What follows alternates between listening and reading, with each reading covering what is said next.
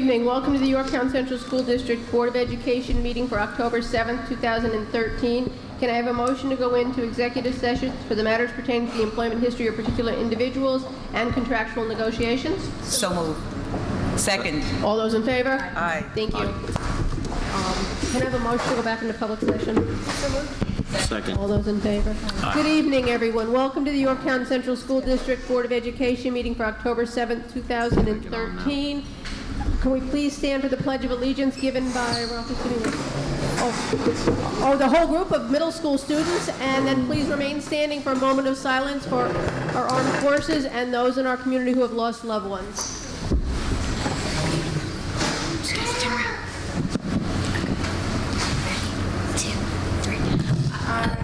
Allegiance to the flag of the United States of America and to the republic for which it stands, one nation, under God, indivisible, with liberty and justice for all.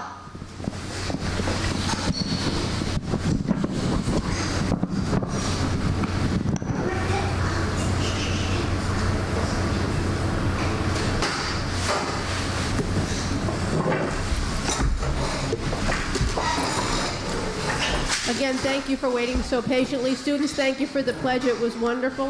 We have good news from the middle school.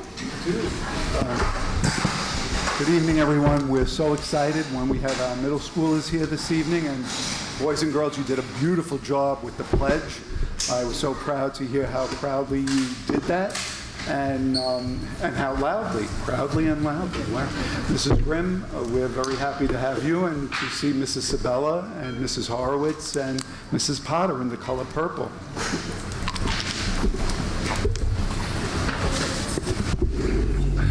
Good evening, everyone. Good evening. To the school board, Dr. Napolitano, Dr. O'Connor, all central administrators, we want to thank you for inviting us to be here tonight. It's a pleasure to share our good news with you. But before I begin, I'd like to thank the staff and teachers who are here tonight, and some of the staff who planned to be here tonight, but unfortunately due to the weather weren't able to make it. First of all, the idea for our good news tonight came from 3 of our 6th grade teachers who commented on just how wonderful the 6th grade has come into our building and adjusted to our building, and there's so many things going on with our 6th grade that I want to thank Mrs. Allie Cook, Ms. Christy Denault, and Ms. Lisa Morella, who helped plan all the activities for tonight. They met with the children. They helped us plan tonight with Mrs. Horowitz, myself, and Mr. Shilen. They unfortunately weren't able to make it because due to the weather, there's trouble on Taconic, and they lost power, and it's been, I'd rather them be home safe and be able to share with us their ideas and their thoughts and be home safely. Lynn Concepcion was also going to be joining us, but unfortunately for the same reason, she's not here. But tonight, we do have staff who braved the weather, many parents and children who are here tonight, our 6th graders and their parents. We thank you for joining us tonight. And Ms. Deb Potter, if you could please just rise and be acknowledged. Ms. Deb Potter, a 6th grade social studies teacher. Mrs. Diane Suarez, who is one of our 6th and 7th grade math teachers. Ms. Sue Sabella, one of our collaborative teachers, our ICT teachers. Mrs. Sue Sniffen, who works with our 6th graders in technology. And Mrs. Laura Brand, who works with all of our students in different ways. And we thank you for being here tonight.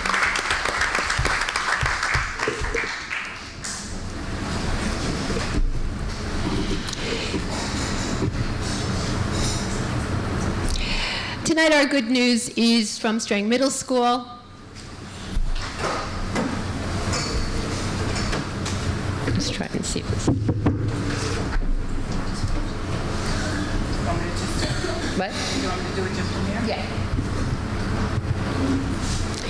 Yeah. Tonight, we're going to be specializing in highlights from our grade 6, and we welcome you here tonight. I'd like to invite up Mr. Shilen because one of our highlights is not only for our grade 6 students, but because they were new to our school, it was a special introduction to them. But we were lucky enough to have a variety of different construction and improvements to our building. And I'd like Mr. Shilen, who helped to coordinate all the construction with the school board and the facilities committee, I'd like him, who's one of our assistant principals, to just describe some of the new things that our students were able to enjoy when they came to our school. Okay, thank you, Mrs. Grimm, and good evening, Board of Education. Thanks for having us come tonight to present our good news. Many different things went on in our school over the summer as far as construction. We're just going to highlight a few of these. Lockers, I would say, through 85% of the building are brand new. In the 100 and 200 corridors, as you can see here, the students decorating the insides of their lockers. They don't have the combination built in anymore. They have the actual padlock, which has cut down on a lot of issues as far as getting them open. So it's certainly a welcomed addition this year.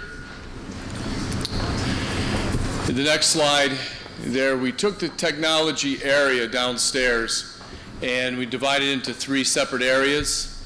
In the middle, as you can see here, with our tech teacher, Mr. Stateskill, we have a number of computer stations lined up.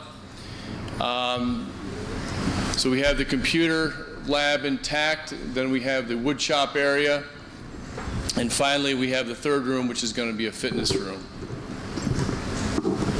The next slide is our gymnasium, and as you can see there, the gym itself stayed intact, but we have many new lights that really have brightened up the gym floor and surrounding areas. There's a lot of other construction elements that went on this summer, but those are some of the highlights that we've had, and they did a great job. The construction companies were excellent. The subcontractors were very cooperative. So thank you.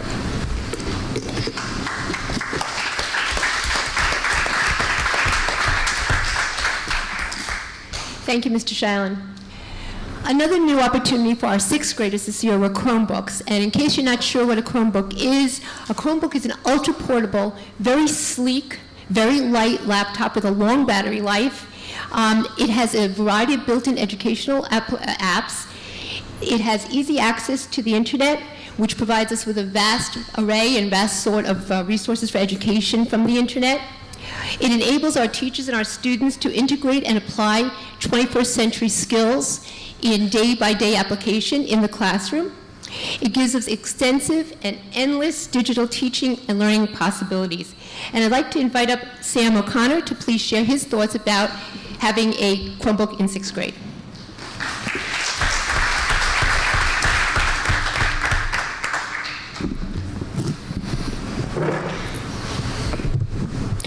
I speak for all the MESMS students when I say we are so excited to be receiving our new Chromebooks. Our teachers are busy planning new ways for us to use our individual technology in school and at home. We've been given our Google accounts and are prepared to be good digital citizens. As Dr. Barada quoted from Spider-Man, with great power comes great responsibility. I know that all the MESMS students will be able to live up to this responsibility. Thank you.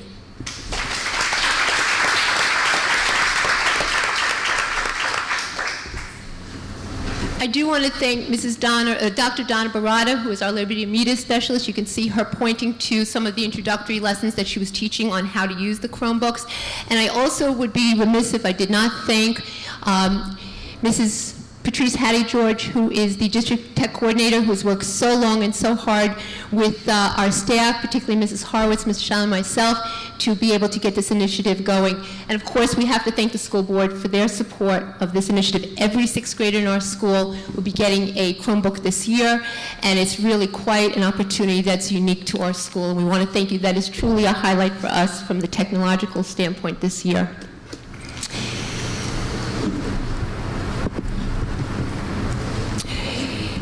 Be safe, be responsible, be respectful. By sharing those 3 very simple terms, safe, responsible, and respectful, we share with you our entire code of conduct for the middle school, what we believe in, what we try to teach, and we hope that every child will understand and apply, not only in school, but in our school community and in their home life as well. During the first weeks of school, we teach our expectations and we provide our students and staff with ways to learn and to teach how to be safe, how to be responsible, how to be respectful. Throughout the year, we like to recognize our students for meeting and exceeding our goals and expectations through our efforts through our PBIS, our Positive Behavior Intervention Support. We have a variety of activities and a variety of recognition programs to identify those students who go above and beyond and to make them feel good about doing the right thing and making a difference in our school.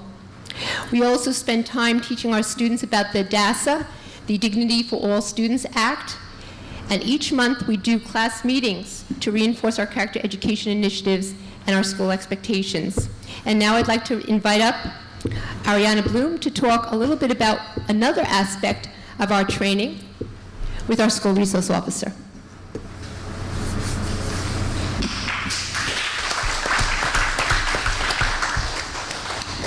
Good evening.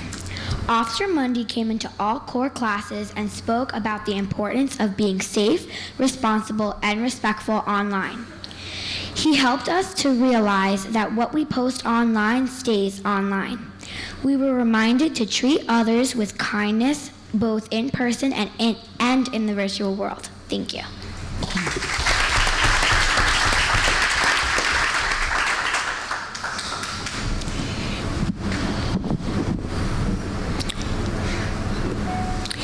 Madden Outdoor Education Center. For those of you who are not aware of what Madden Outdoor Education Center is, it's 120 acres located a little bit north of Carmel, right outside of Kent and right off the Taconic.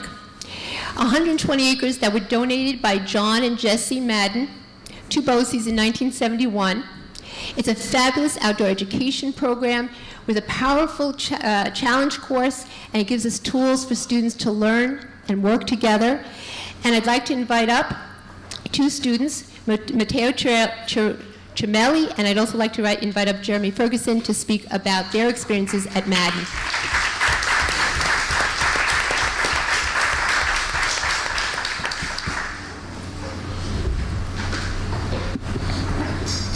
In order to build friendships and learn how to work as a team, the 6th grade took a trip to the Madden Environmental Center. Together with the teachers and the Madden staff, we faced various challenges. Thank you.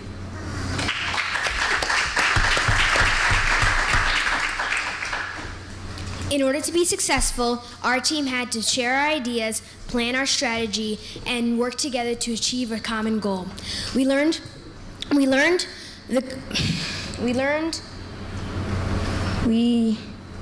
the importance of effective communication, compromise, and perseverance.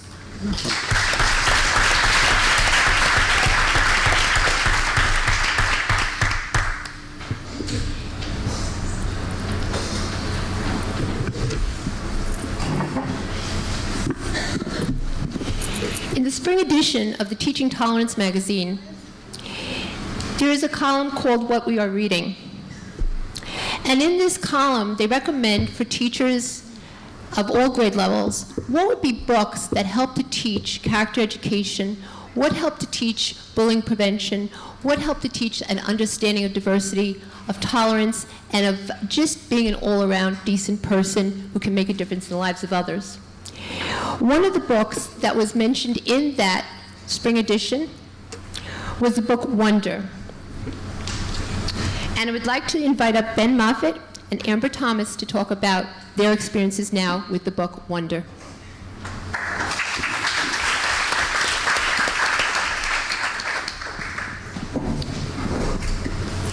All 6th grade teams are starting the year by reading the novel Wonder by R.J. Palacio. It is an inspirational story about a middle school boy facing many physical and emotional challenges. The purpose of the novel is to understand the power of standing up for each other. In addition to supporting one another, we are also planning to help others with upcoming community service projects.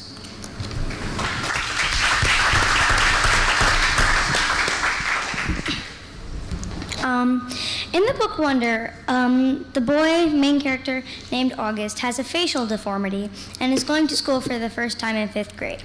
Some kids tease him because of his face without even getting to know him first. But other kids, like Jack, Will, and Summer, become friends with him and stand up for him when people make fun of him. They help August get through his first year. This book shows how important it is to stand up for people because it helps bullying victims feel better about themselves and lets the bullies know that they are way out of line. It is also just the right thing to do. The book stresses that you should get to know someone just before you judge them. And as the posters that we made in school for Unity Day say, stand up, don't stand by. Thank you.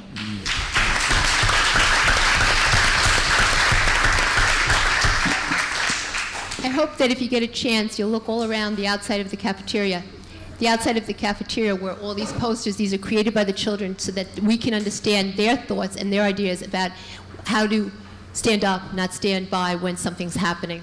Stand up for the person who needs your help. Don't just stand by and let it happen. At this time, Mrs. Sabella would like to present to the board president, Mrs. Jackie Carbone, a copy of this book. Great book.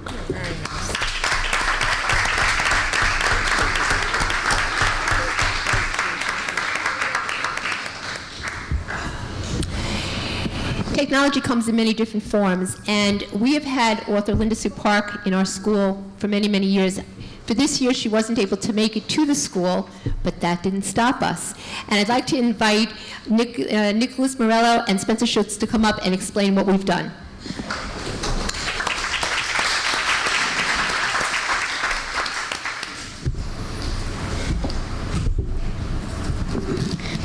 Linda Sue Park, the 6th grade featured author, gave a wonderful presentation via Skype.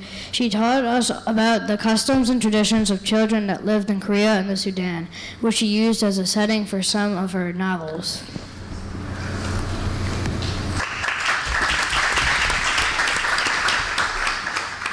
Linda Sue Park shared information with us about her craft as an author and her inspiration for writing.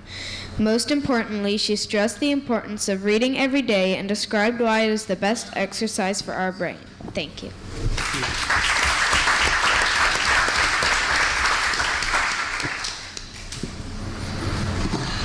At this time, it's my pleasure to invite up Mrs. Horowitz, the assistant principal, who along with Mr. Shallon shared the 6th grade, and she'd like to share with you some of our character education initiatives, beginning with Unity Day.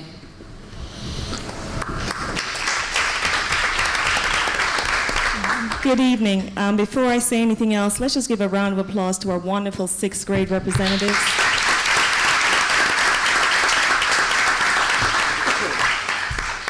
For a part of our character education initiative, on Wednesday we're doing Unity Day. It's a nationwide effort to create upstanders instead of bystanders. And our motto this year is stand up, don't stand by. We encourage everyone to wear orange on Wednesday to show unity. And before you leave, please take a look, as Mrs. Grimm said, at the posters that our students did. We had over 70 entries. They started voting today. And yes, Dr. Napolitano is one of our entries. See if you can find him out there. And it's amazing. The kids are so into the posters, they're so into the message already, and I really appreciate all that the staff is doing, all that the students are doing to show their support for Unity Day and for character ed in the school. That's great.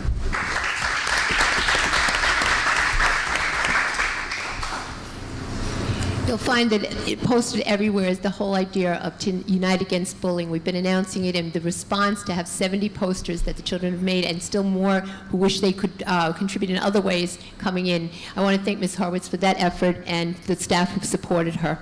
She works with an extensive character ed committee in our building, and teachers and the staff, and Ms. Horwitz have been working extensively to make sure that the character education initiatives continue throughout the year. Not just a one-time shot, but throughout the year, and we're very, very thankful to them. Okay. The next person I'd like to invite up is Mrs. Potter. She's going to speak a little bit about a science enrichment activity that's going to be taking place for the teams within the next couple of weeks that I think you'd be happy to hear about.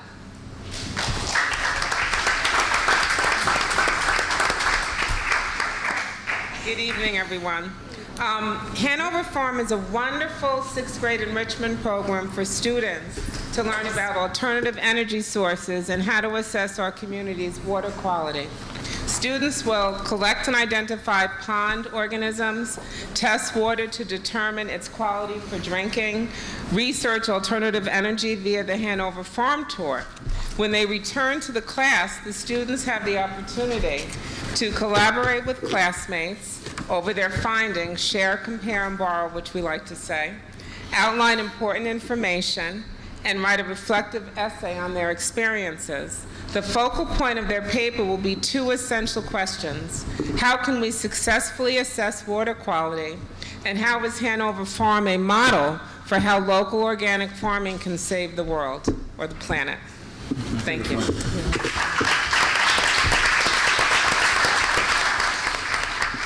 Mrs. Potter, thank you very much. And what's interesting is Mrs. Potter is one of our social studies teachers, but with Common Core and with all that we're doing in the building with interdisciplinary activities, it's very appropriate that she would be here tonight sharing the upcoming trip that we're going to be doing. Well, ladies and gentlemen, Dr. Napolitano, Ms. O'Connor, those are some of our highlights. As you can see, it's only October, but our sixth grade has been very, very busy doing wonderful things, and they have truly been a highlight for us, and I hope it's been a highlight for you. I'd also like to ask all the sixth graders who are here tonight who volunteer their time to just please rise and be recognized one more time. Please turn around to your parents.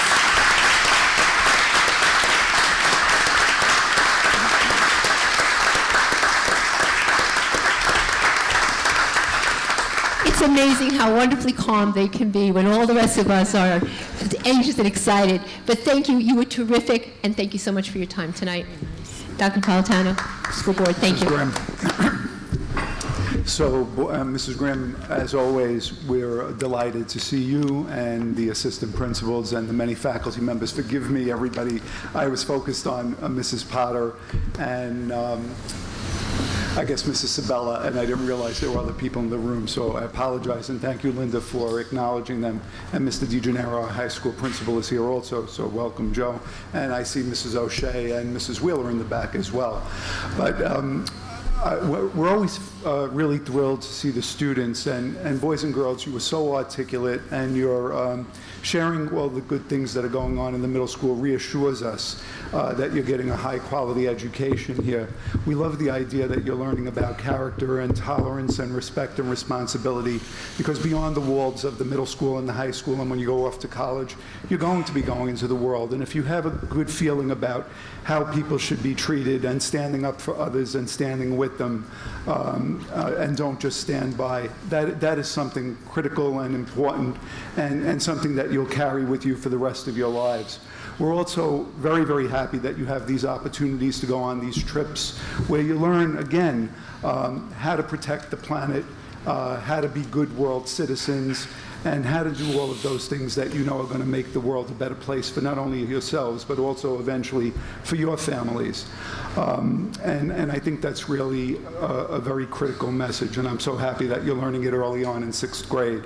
I'm proud to see you, and forgive us, Mrs. Carbone did apologize for saying that we came out late.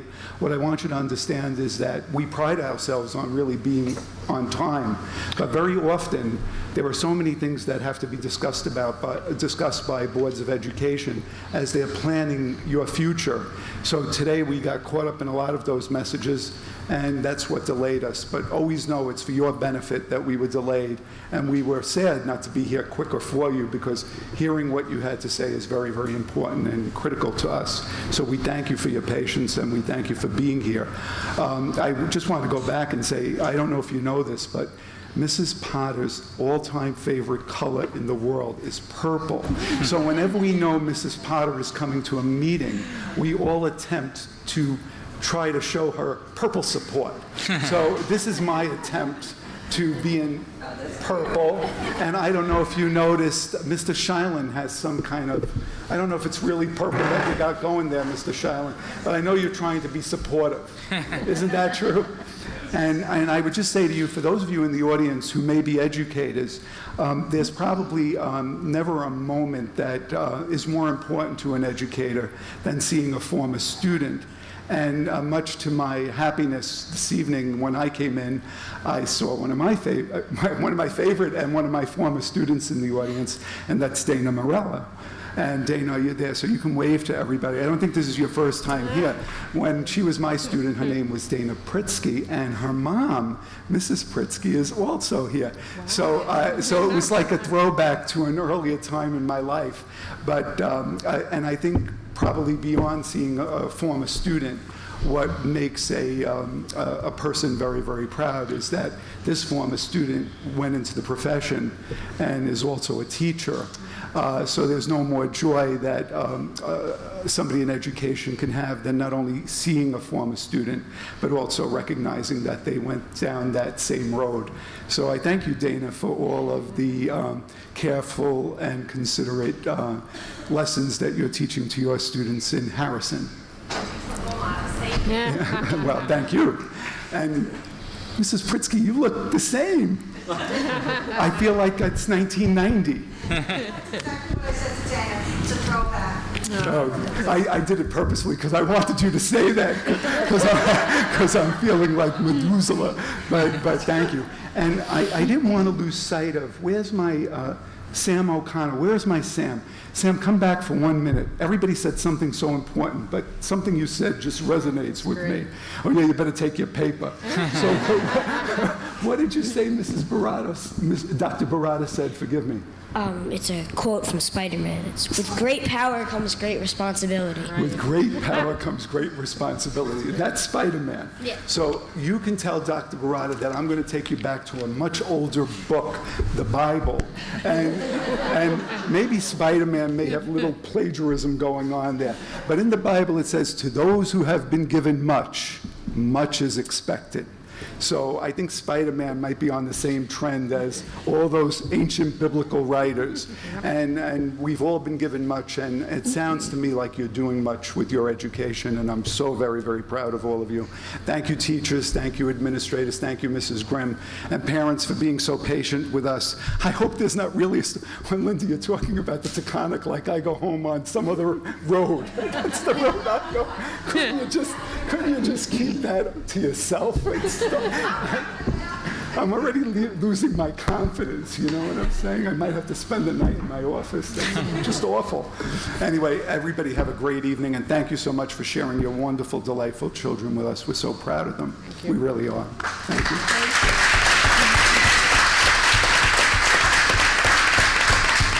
Just before we start the public hearing for the Code of Conduct, I just want to thank the middle school. They are a phenomenal building. They really, really are, and they've got tremendous kids, and I want to thank the staff for coming out on a rainy night to do this for us. Me too. Thank you. Thank you. We have a motion to open a public hearing, which we have to have for the purposes of adopting or talking about the new Code of Conduct, which includes the DASA revisions, which are the Dignity for All Students Act, which is a federal mandate. Yep. Okay. So moved. Second. All those in favor? Aye. Okay. Who wants to run this? Ralph, Lawrence? Do you want to tell us what we need to do, Rebecca, exactly? Would you talk about it? Says it right there. Open a public hearing and ask for discussion within the board and then ask for public comment. Okay. Florence, Ralph, do you want to go over the main changes in it, and then maybe from there we can move on? So all that we would really want to say, Code of Conduct is something that's been in place for a number of years. It's been on our website, and it's something, it's the guiding document for the protocols and procedures that students follow, and in order to maintain really a respectful, a responsible, and a safe environment. So this year, what makes things just a little bit different is that we've asked our attorneys to also incorporate within the Code of Conduct the Dignity for All Student Act protocol and language, so that it's consistent, so that there's nothing that we're saying that doesn't mesh with what the expectation is for the treatment of all students, and really I would like to say for all people that are present in our school community.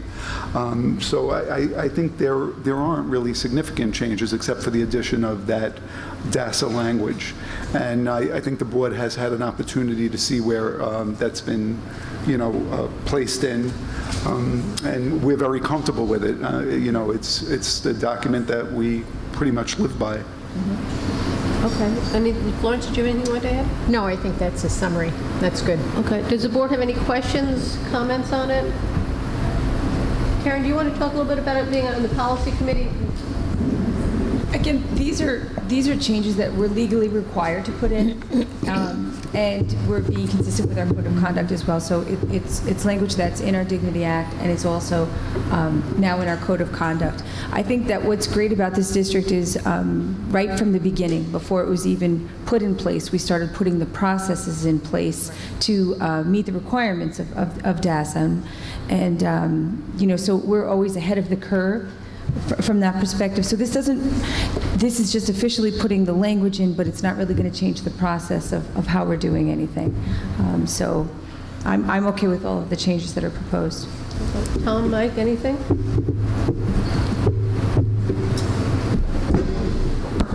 I guess I had just raised some questions with regard to how the changes in the language integrate with our old, existing, I should say, code of conduct and how we implement a few things. And would appreciate it if we could just get some further clarity from administration and the attorneys who put the language in there to make sure that we are not overlooking a few things. So we're just asking the administration to go back and relook and then come back to us if they think things need to be further clarified? If it's fine the way it is, that's okay. If we need to change one or two things to make it consistent with the way we would like to implement things, then I want to change those. Okay. Ralph, are you okay with that? Yeah, that's perfect. Okay. Christine, did you have anything? All right. Is anybody in the public wishing to comment on it? Do any staff members need or would like to comment on it? I know that the staff has worked very hard on this along with the administration. Yes. Is there anybody wishing to speak on it? I had a great opportunity at the high school at their junior assembly. The seniors actually did the presentation, or a large part of the presentation. And one of the things that Mr. DiGennaro mentioned to the students at the time, after the seniors presented, is he told them to really, read the document and take heed of the document, because that's the standard by which we operate. Those are the things that they're responsible for, and it's important for them to understand what they'll be accountable for, because they will be held accountable. And really, it's about responsibility and accountability and being respectful and being safe. And it's, I guess really philosophically, it's in line with all of what we do and what we say and what we think. So we will check that piece that Mike is asking, and we're happy to get back on that. Okay. I would also encourage parents in the community to read it. It's not just for the students to read, although it's a student code of conduct, but you should be aware of what we're holding your students accountable for. And so if there are infractions and there are punishments, they are clearly laid out in the code of conduct. So there is no real misunderstanding or surprise. It is all there, and the staff has worked very, very hard on it. My only question to you and Florence, Ralph, is, are you happy with this, or is this the code of conduct that you believe, with all your years in education, is appropriate in this district? Yeah, yes, it is. Yes. Yeah, I would just add, we fully realize that we need to educate students and then hold them responsible, but education is a big piece of this, and also understanding what consequences may entail. So we do feel that this is appropriate right now, yes. And I just want to add that we continuously look at the code of conduct, because this was just adopted back at our reorg meeting in July. So it was thoroughly looked at then. And now, as the changes continue to come down, we need to make sure that it's consistent in our code of conduct, like the changes that came through DASA. So the changes are the ones that are affected by the laws and how the wording that they want us to have in our policies. But the overall policy continues to be looked at. So I just wanted to point that out. And as DASA changes, which it probably will because it is so new, we will have to come back and continually relook at this. Is that a correct? Yes, that's right. I would just like to highlight one of the 6th grade students tonight talked about digital responsibility, digital citizenship. I hear it already. That's the instruction that's taking place in our classrooms. Okay. We have to adopt this tonight? No, I would do a motion to table it. Motion to table it, and then... Because we have a code of conduct in place from July, and we also have the DASA policy in place from June and July, so... And so then at the next board meeting, if they have any alterations, we can just talk about them then? another public hearing again. Does that make sense for you? Yep. Okay, so can I have a motion to table the public hearing? Second. All those in favor? Aye. Thank you. Thank you all very much for staying for this. Okay. We are up to our education report then. Thank you, Jackie. Can we reopen this meeting? Are we reopened? Very good. Okay. Thank you, Jackie. It's an honor tonight to present some great news in the education report that involves our middle school and high school, but more significantly, the whole district. We received a letter from the commissioner, and this is what he told us. Based on significant student progress for the past 3 consecutive years in New York State assessments, Commissioner King and the Board of Regents have designated the Mildred E. Strang Middle School and Yorktown High School as what they call reward schools. We're one of 359 schools across New York State that have made the most progress in New York State assessments over the past 3 years. And that's 359 out of 4,768 schools, so this is pretty significant. We are really proud to have received this designation and recognition by the Commissioner for recognizing our students, teachers, administrators, support staff, and parents in Yorktown. Our efforts at the elementary school level from kindergarten through grade 5 has provided the foundation that's allowed us to achieve this result at the secondary school. We will continue to keep students at the center of all of our work as we strengthen our learning community. So congratulations to Mrs. Grimm, to Mr. DeGennaro, and if you'd please come up, we have certificates for you from the Commissioner. So thank you so much.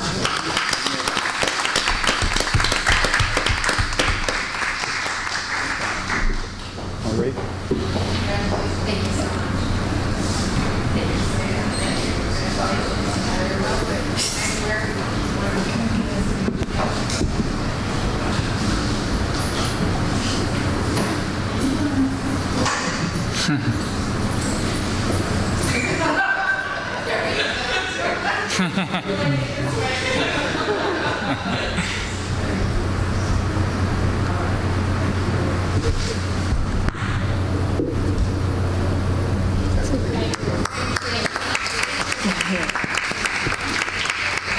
Thank you so much.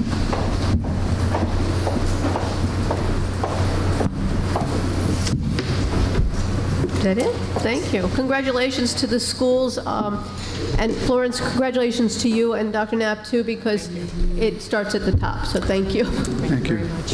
Okay, we are up to our superintendent's report.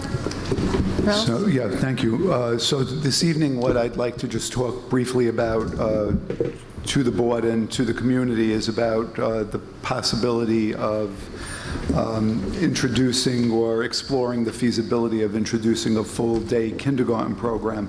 And I do see that some of our early educators are here, so hopefully when I conclude my comments, they may want to comment as well. But just to go back a little bit in time, the year that I came, and it was just a little bit prior to my coming, in 2006, the community at that time voted down the opportunity to provide a full-day kindergarten program. And the primary reason for that outcome was that there would be a dual expense involved with full-time kindergarten. The first expense would be the physical expansion of both our primary buildings, because that would have been a necessity at the time. The second cost is a cost that would still be present now, but not with the first one, and that would be, of course, the increased personnel needs to provide a full-day experience. However, since that time, and I can't believe that so many years have passed, here it is our 8th year in the district. Since that time, I think several significant things have occurred. Our population has decreased, allowing for more usable space within our current buildings. So we do not believe that there would be any additional monies that would be needed to expand to allow this program to take place. The Common Core curriculum has been introduced, which has increased the amount of work and the type of work that is required for primary age students. And with a half-day program, I think what our kindergarten teachers try to do is cram in as much work as they can in the short amount of time that they have with the children. And then our first grade and second grade teachers moving forward try to play a lot of catch up to ensure that the students are exactly where they need to be by the time they get to the third grade and start taking the first group of rigorous assessments that are waiting for them.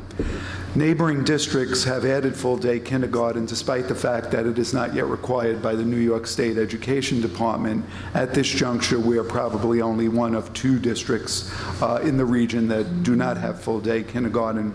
One of the board goals this year is to explore the feasibility, of the full-day kindergarten program for the 2014-2015 school year. And I have added this goal to my superintendent's action plan. Based upon the goal, I had a preliminary meeting with Tom Cole, Florence O'Connor, Lisa O'Shea, Deirdre Ameling, and Susie Berry. At the meeting, we decided to outline the steps that we need to follow that then we will incorporate into a report that we would present to the board first, to the school community second, and then to the community at large. To determine whether or not this is a step that we want to take. The steps that we did outline is we would like to begin with a demographic study. We have contacted Dr. Paul Seversky, and he was kind enough to, his work is outstanding. He was kind enough to send us a report that he did in a neighboring district, well, I guess not so neighboring, in another New York State district. And we were very, very much impressed with his work. And he's also given Tom a proposal, which Tom will disseminate to the board the next time that we meet. They have it already. Wow, Tom, you are with us. Thank you so much. And the proposal seems to be exactly what we need. We will examine various possible building configurations based upon the demographic study to see which would best fit our needs as we would move forward, if this is the direction the community would like to go in. Third, we would determine additional personnel needs, because although the building configurations may not cause us an expense, there would be some expense that would be added due to the personnel needs. Fourth, we would take a look at transportation changes and see what that would require. Fifth, we would look and talk about the effects on the community. First and foremost, and most importantly, the social, the emotional, and the academic impact for children. But then, of course, as we've always looked at things, we would take into consideration the economic effect for homeowners. But we would also like to bring in realtors and have them talk about their experience with school systems and how that can perhaps counterbalance some of the initial costs that may impact the tax rate. We would investigate legislative seed money to see what would be available. Again, we would present our report to the board, then to the school community, then to the community at large. Then our intention is to survey the entire community, and there is a group called the John Zogby, thank you, Tom, the John Zogby Group. We would employ them to take that opportunity for us, because we really would want this to be an entire community effort. And then once we have some response from the community, we can make our decision. And if the decision at that time is to pursue full-day kindergarten, which I hope it is, we will incorporate that into the budget. So that's the plan that we have. I would just share that plan with you. I have written it up. And we'll keep you posted as we move forward. I know that perhaps, Jackie, you always like to begin with the board if there's any questions. And then I would ask if you please would offer the opportunity. I'm not sure that they would want to. I wasn't sure that they'd be here. But if you'd offer Mrs. Gianelli or one of them. I guess we have some, we have our first and second, Mrs. Kelsey, our first grade teacher, and Mrs. Epstein, second grade, and maybe they would Would have. you like to join us at the table while we ask the question? That would be great. If they don't mind, I'm sorry to put you on the spot. You shouldn't have come. That's what happens. That's great. Yeah, right here. It's all right. That's okay. I totally blanked Liz Kelsey's name. I don't know. You have to sit. Get sit. Yeah. Nita might join us. Well, maybe the board, I think Jackie will ask the board if they have any questions first, because this is just preliminary. We're letting the community know what we're doing, so. Just one other comment I wanted to make before I'll open up the comment, and that is, we understand that during this investigation, if there's any kind of space needs, not that we need space in the buildings, but kindergarten rooms are different from other classrooms.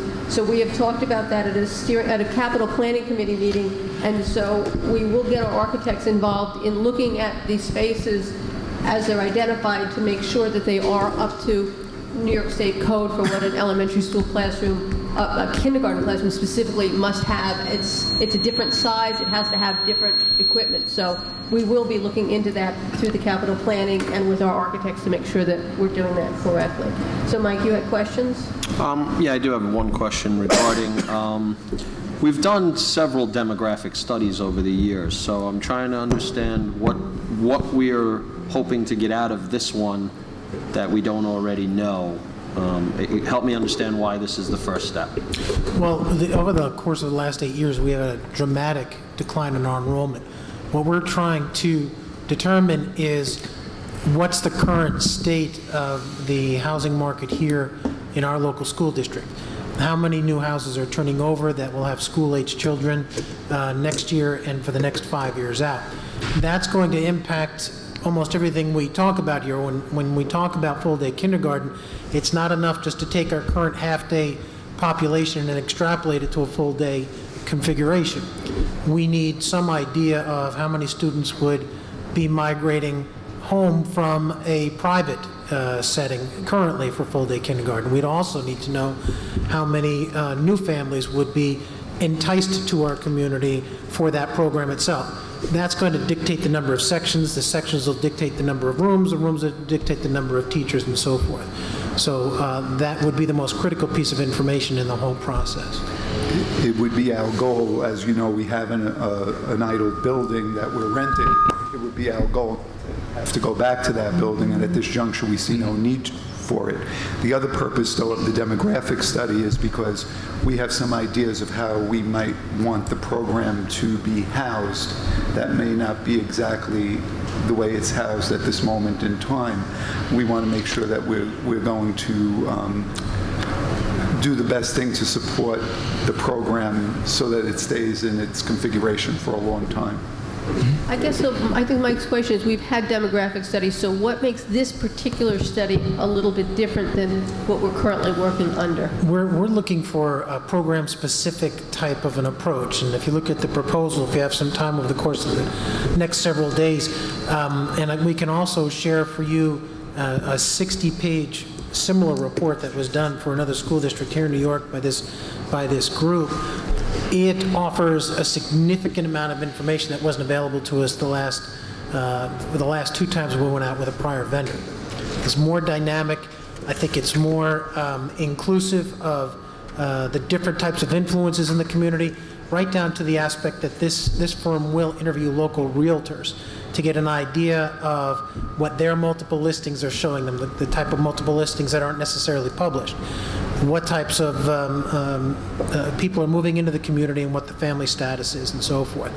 It's far more in-depth than anything we've looked at before. If we looked at the other reports that we had gotten previously were to try to give us an idea for the basis in aggregate terms of construction across the school district. Here we're looking at one very, very specific aspect of delivering instruction, and that's what this report will focus on. Can we get a copy of that study electronically? Either Sure. posted to board docs or emailed to us? I'll just pass around a hard copy of it, but I'll send it to you. Thank you. It's available on this school district website as well, if you'd like to see it. Is it possible to do some sort of benchmarking maybe with some other districts that have gone through this change in the area? Are we allowed to do that? Sure. Yeah, I think that might be a nice step to take, and we could factor in what they've learned into our proposal. Sure. I actually have another question, Tom. Since we'll be eliminating, or I guess changing the busing patterns, is there a possibility to save some money since we won't have that extra sort of kindergarten ride home? It's a possibility. It depends on the configuration. In other words, do we continue along the same configuration of schools that we have now? Is it more beneficial to reconfigure schools in a different format? And I think all of that will play out in terms of the impact of transportation. Okay. Thanks. When you look at it, I know some of the studies have spoken about different start times for different schools. Will that be included in, if you're going to look at bus transportation, maybe changing different start times? It will be a component, yes. I, like Jackie, have had the benefit of being on the capital planning meeting, so we, unlike some of the other board members, we were part of the conversation of understanding how comprehensive this study will be, and is it feasible, and how much will it cost, and can we actually make it work? I think that we all agree that it's something that we just have to find a way to get done. So I am really excited that we are going through the efforts that we need to do to be able to know confidently what we can put forward to the public, what we can offer our students, and I just really hope that we're able to bring this to fruition in the end. So, Godspeed. Christine, did you have anything you wanted to add? I don't want to put the kindergarten teachers, are you kindergarten teachers, on the spot, but would you be able to speak briefly, without putting you on the spot, what you're experiencing, what's coming in, and how this would better help you and, of course, the students in the district? Well, I am somewhat speechless and a little bit emotional. And I think that would happen. There isn't a day that goes by that I don't wish I had this much more time with my children, just to be able to get to know them and know that they're involved in things that they should be involved with, not just as quickly as they go by every day. I've been in kindergarten for 24 years, and I've watched the amount of change, how much has come down. When we did this in 2008,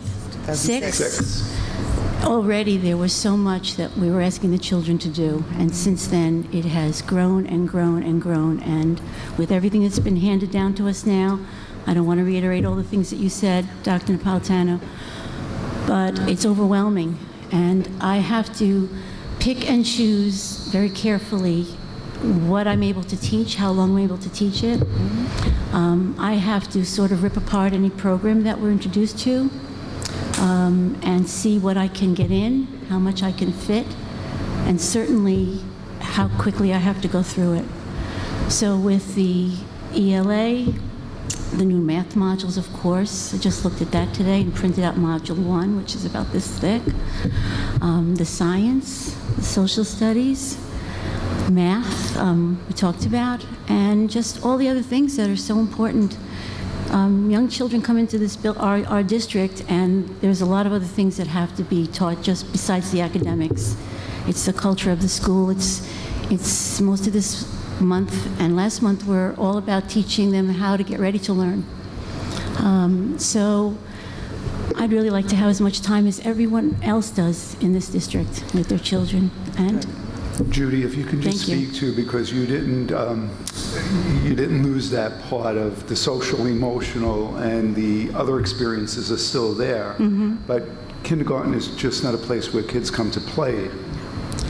Well, play is very important, and play is something that when we did this in 2006, it was part of what we had wanted the day to be. It was becoming so much more academic, and children need experience with what they've been introduced to. They need to be able to do hands-on things. They need to be able to explore.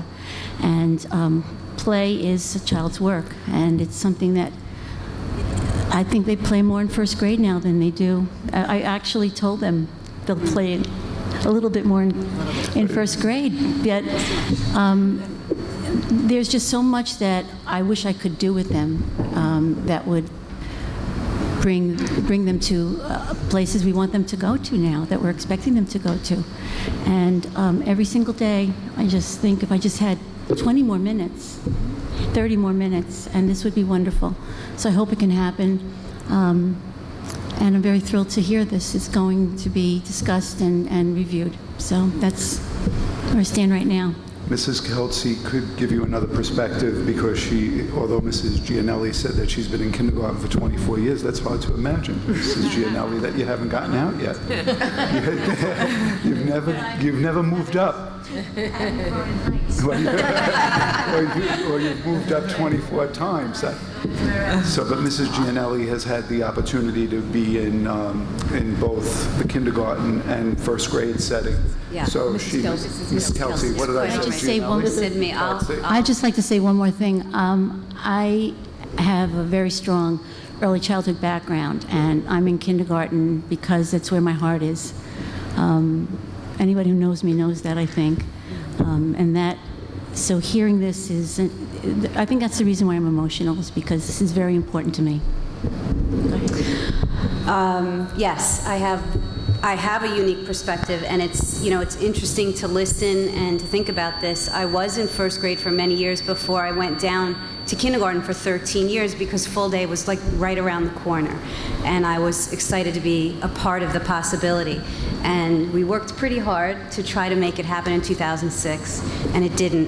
And just recently I moved, back into first grade. And first, I'd just like to thank all of you for taking this on again. Because as I sit here as a teacher, I'm thinking, wow, they have a huge job. They have to financial, and they have to the buses, and I understand, and I think we all respect your job as a Board of Education, as superintendent, to look at every part of this, and to taxpayers. We understand that. But so I thank you for taking it on, because as an educator, I just believe in it so strongly. Sometimes we're so passionate that we forget there's a big picture here. So we're happy. That being said, we're happy that you're taking it on. And if there's any way we can help you, we would love to do that. But my perspective now as a first grade teacher, two things happen. One, we get many children who don't go through our kindergarten.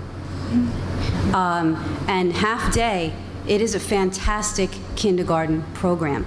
And I have seen now the last few years, those children that come in from full day programs require a little bit more to get them acclimated to our school, to our programs that we start in kindergarten. So we have that going on. And I also see the stress of it. It is hard for a 6-year-old to go from a half day to a full day. We start the ball running, and we have so much to teach, but we have to understand that it is a transition for them. And it takes many, many weeks. And I really believe that if we had this full day, and they were used to a full day of instruction, which they really deserve right from the get-go, that transition into first would be smoother, and we could really hit the ground running in first grade. So, that's what I have to say. It would have been a little bit more neat and concise if I had written it down. We didn't realize we would talk. We really just wanted to support you and show a little, that we really are supportive of this, and we appreciate you looking into it. Thank you. Mrs. Epstein, did you want to speak at all? My perspective is slightly different. As a special ed teacher, I've taught first grade, I've taught second grade, and now I'm teaching third grade. I've had the opportunity to see kids that come through over the years who need a little bit more time, and they don't need a little bit more time in a half-day program. They don't need a little bit more time, thank you, they don't need a little bit more time playing. They need a little bit more time socializing. They need a little bit more time developing emotionally and then academically too. It all goes together hand in hand. And there are many children, I think, who we are trying to pigeonhole and put into additional programs because they're not doing what we want them to do. Well, they're not doing what we want them to do because there is so much for them to do. There's so much for us to do with them that we can't make them get to that point without allowing them to developmentally go through it. And that would give them the proper space, structure, environment, I think, within which to do it, as we are coaching them along through the programs that we need to take them through to meet the standards, the new standards that we are all elevated to. And that we are at a slight disadvantage, I think, being here in our district with only a half-a-day kindergarten. There are not many districts that have a half-day kindergarten, I believe, and I believe it is only 2. I think Dr. Napolitano said it was only 2. We're one of 2. I think our community has looked at it before, and I think that we are now really ready to look at the opportunity, especially now in light of the fact that we probably can do this without the additional expense to the district, the additional financial financial thank you, to the district with building onto or adding onto the buildings. We do have the rooms now within, with possible reconfigurations, we do have the room to be able to do this. And I think it is very important, it's very timely, and as both teachers just said, we're very appreciative of the fact that you are looking at this opportunity again, and we do thank you. Thank you. Do anybody have any questions for them? Can I ask just a general question? As we go through this process, would it be helpful for the district to maybe put up a web page, like a kindergarten exploration web page, and put down the steps so anybody who wants to understand what we're doing can see the process? I think the more we let the community know we're looking at it, the less of a surprise it's going to be when we finally get to it. And I think maybe places where they can ask questions, places where we can answer questions, it might be a helpful, now that Carly's got all the communication tools going, maybe it would help them to do it. Yeah, she's already smiling. Go ahead. No, go ahead. No, did you? I pull the microphone. Thank you. I hear from a lot of parents in conferences and as the year goes by, their frustration with the lack of full-day kindergarten. But I think kindergarten parents historically don't think they're new to the district, and they don't know the ropes, and they don't know that they have any kind of a voice. So I think that once it's out there, you're going to get a lot of community support from a lot of parents, because I hear it from almost every one of them, but they don't realize that they can come to a board meeting and speak, or they can contact you. And just by nature of being, parents of very young children, it's hard to get out and to be part of the whole structure of exploring this. So I think that you will really get a lot of community support if it's out there, because parents are talking about it and they really do want this to be.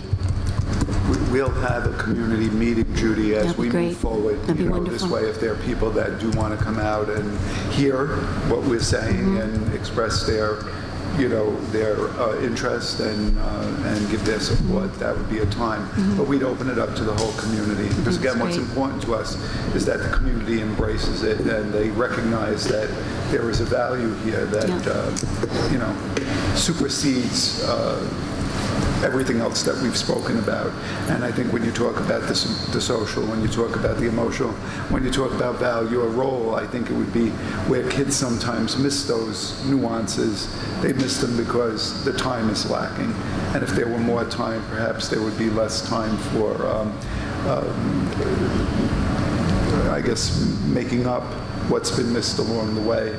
Remediating is the word I guess I was looking for. Maybe we'd be doing less remediating if everybody had a little bit more time on task. Absolutely. Okay. Thank you. Thank you so much for your input. I know we put you on the spot. Well, we do really appreciate what you have to say. It means a lot to us. Thank you for inviting us to the table. Thank you. Thank you. Have a good evening. Thank you. Good night. Good night.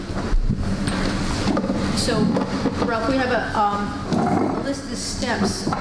Is there some sort of a timeline by which, I guess, is this going to be looked at in regards to next year, starting next year, or is that still up in the air because you haven't done enough investigation? Yeah, we don't know. I mean, I guess we'll see how fast we can move through the timeline.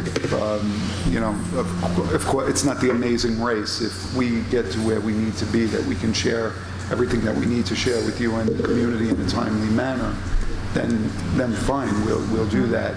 If, on the other hand, we see that the process is being slowed, not because of anything we're not doing, but because we just can't get the data that we need, then we may have to talk about it the following year. But right now, we're looking at 2014. So we don't have a timeline for you, because a lot will depend on what we accomplish when we speak to Paul and as we start getting things rolled out. So could we look for maybe an update at, not the next board meeting because that's a business, but the next work session? Sure. So maybe we can start with work session updates, and then if you've got them, as the ball starts rolling, we can get them at every meeting, so we keep the conversation alive in the community as well. Sure. Can we assume we have your permission to go ahead with developing a contract with the demographer in this case?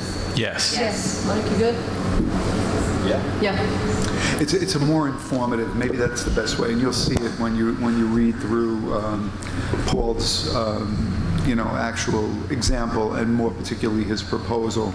I think it's more informative and it'll be more useful to us than other demographic studies have been. Well, my only request is if we're going to do it, we got to do it right, because this is going to maybe the last shot this district has to put full-day kindergarten in. So if that's what you need to do it right, then that's where we have to start. I agree with you. All right. We are up to, your other part of your superintendent report, Ralph. New clubs? Oh, yep. As always, when a new class comes to the high school and begins to feel a little bit comfortable, they will ask that Mr. DeGennaro support some of their club interest. So I think I asked Rebecca to give the board 3 proposals from the principal, one for a Democratic club, one for a Republican club, and one for a living history club. The good news, of course, always is there's no cost attached to it, because the club will run free for as long as the moderator and the students want to see that club in place. Eventually, as a club falls off of interest, or as Mr. DeGennaro decides to kind of shift some of the units around, they may get supported, but initially they're not. So this is just another way to support students who are interested in government and in living history, which is a carryover from the middle school. Put them on board docs, but they're welcome to see them if they like. Oh. They're not really proposals, it's mostly the signatures and then Mr. DeGennaro's recommendation. Okay, that's perfect. If anyone wants to see them. Did anybody have any questions on allowing the clubs? No. Nope. Thank you. Thank you, Rebecca. We are up to our first public comment, and we apologize for it being so late. Does anybody have any questions on agenda-related items only?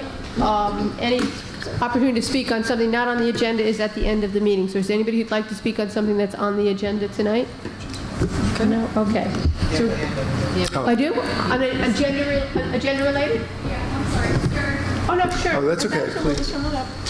Please just state your name for the record, and we allow 3 minutes.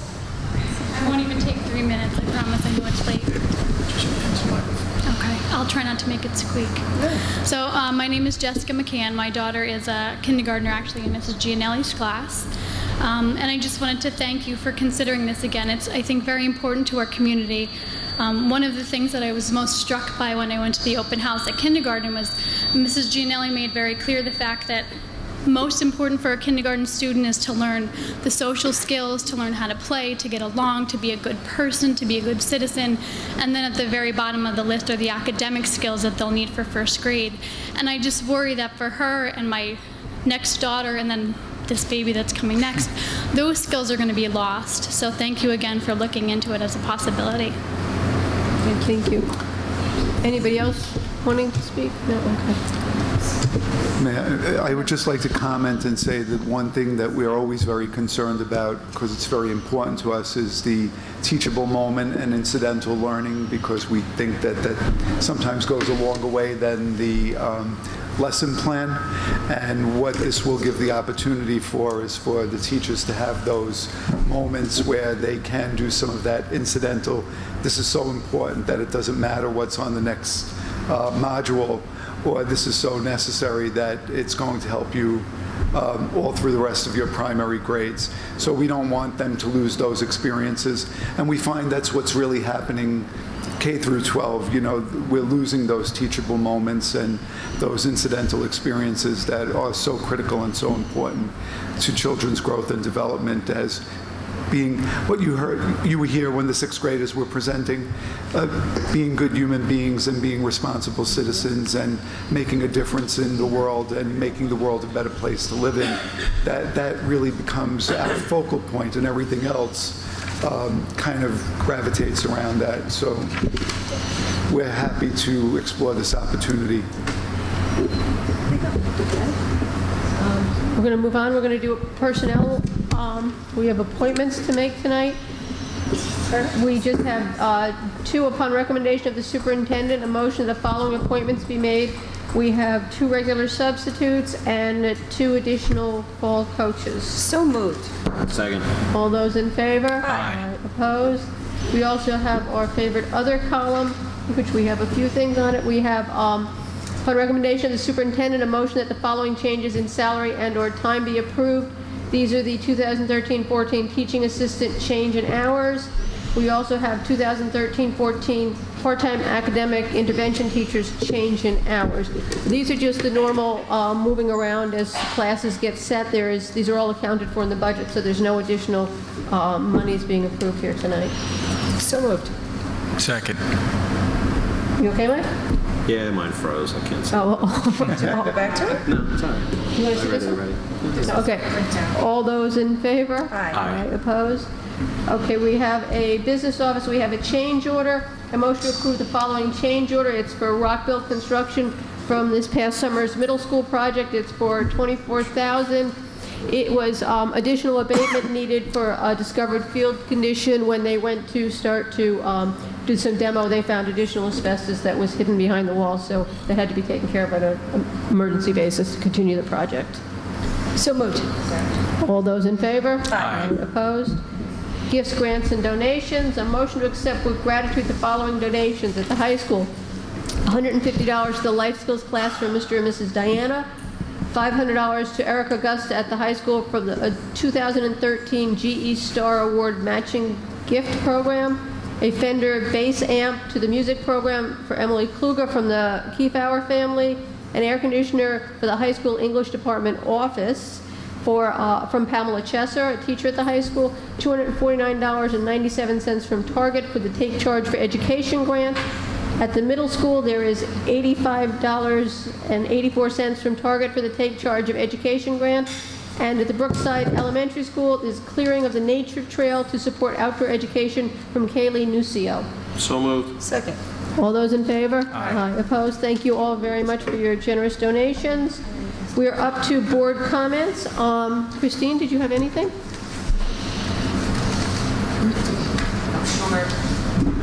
Will be echoed by many, but I do want to also take this opportunity to thank Dr. Napolitano, Dr. O'Connor, and Mr. Cole for taking the time. I know this took a lot of work from what I'm reviewing here for exploring the possibility of the full-day kindergarten. I think it's something that was done back in 2006, and if there's ever a legacy to say that this is something that you brought into this district through the hard work and working collaboratively with our kindergarten, first grade teachers in the primary schools, I think this is very critical and something that I know I'm going to be paying close attention to. Thank you. Tom? Nope, I'm good, thank you. Mike? Yeah, I think I should just maybe clarify some of my comments earlier regarding the code of conduct. A lot of work was put into it. It incorporates a lot of new verbiage from DASA, and my biggest concern was that DASA has certain requirements about how we treat each individual student, and I wanted to make sure that the way we worded everything was allowing the administration the latitude to be able to do that. So if I came across vague before, I apologize, and I just wanted to make sure that everybody was aware of what the small issue is, and I think we'll get it resolved rather quickly. Karen? I'm good. All right. I again want to reiterate Christine's comments. Thank you very much for taking the time to look at this. It's a huge commitment to this district, and it's a lot of work. And we know you already have enough work on your plate with everything else going on, but we understand it's critical and something we really believe in, so thank you very much for looking at this. Happy to do it. Ralph, Lawrence, Tom, did you have any comments you'd like to make? No. We're up to our last public comment, and that is for anybody wishing to speak on any item at all. Is there anybody wishing to speak? Yes. Thank you for waiting so patiently. Please just state your name for the record, and we allow 3 minutes for comments. Sure. My name is Dan O'Brien, and I've been in town for 22 years. I had a couple sons that have graduated from Yorktown High School, and one that's a senior in the life skills class. And we'll just take the opportunity to thank you and the job that you've done with the life skills program.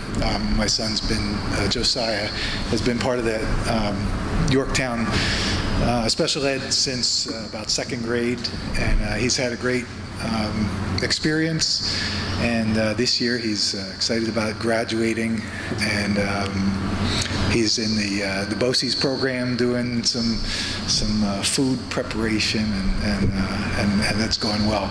So it's really been it's been a great experience.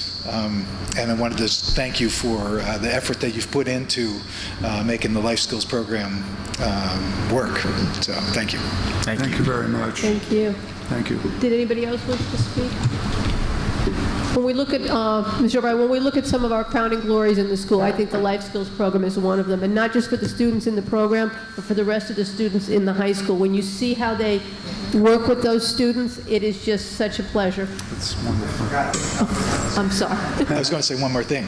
I wanted to say thank you to Coach Resigno and the football program for accepting Josiah as part of the team. They have him on the roster this year, number 75. He's at all the games in a jersey, and Coach House has really welcomed him. He's done this for about 4 years now, and it's been a great experience for him, and I appreciate, again, the coach and the football players have been great with him, so it's just been another great experience. We're happy to have him. Thank you. All right, thank you. And that's our character education program too, right, Florence? And I'm just noticing Mrs. O'Shea in the background, and thank you, Mrs. O'Shea, for all your hard work on that program. Okay, did we have any other comments? No? Can I have a motion to adjourn? Second. All those in favor? Thank you. Good night, everyone.